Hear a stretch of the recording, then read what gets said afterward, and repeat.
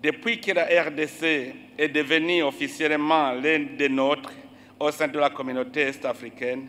la communauté s'est naturellement impliquée pour contribuer aux efforts de pacification d'un pays frère. Par ailleurs, en plus des forces de la MONUSCO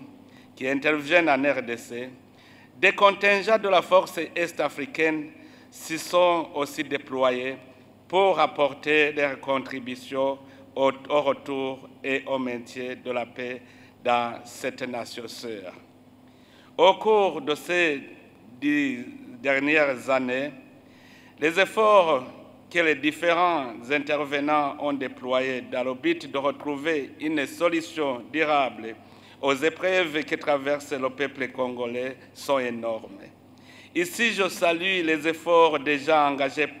pour neutraliser les forces négatives à l'est de la RDC, y compris les réunions tenues à différents niveaux et dont les décisions ont significativement contribué à la mise en œuvre de l'accord, ainsi que les accords signés en vue de règlement pacifique des conflits qui constituent une menace pour toute la région.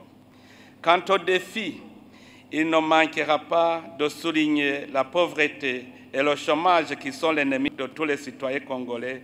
aggravés par l'exploitation illégale et illicite des ressources naturelles qui devraient servir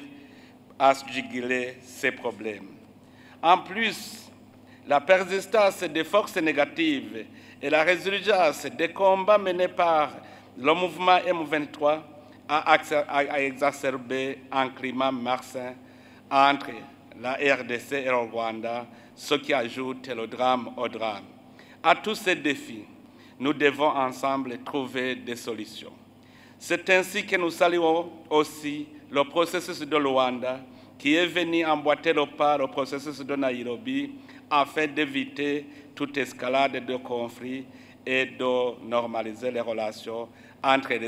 les deux États voisins. Au même chapitre de la situation sécuritaire régionale, nous suivons avec une grande préoccupation l'évolution de la situation en République du Soudan, qui non seulement est partie prenante à l'accord cadre, mais aussi il y côtoie notre communauté, ce qui fait que nous devons subir des effets collatéraux à ce conflit. Ainsi, je joins ma joie à celle des autres dirigeants du monde entier pour demander aux partis en conflit de cesser immédiatement et définitivement les hostilités et de s'engager avec volonté dans les négociations afin de trouver une solution pacifique à la crise.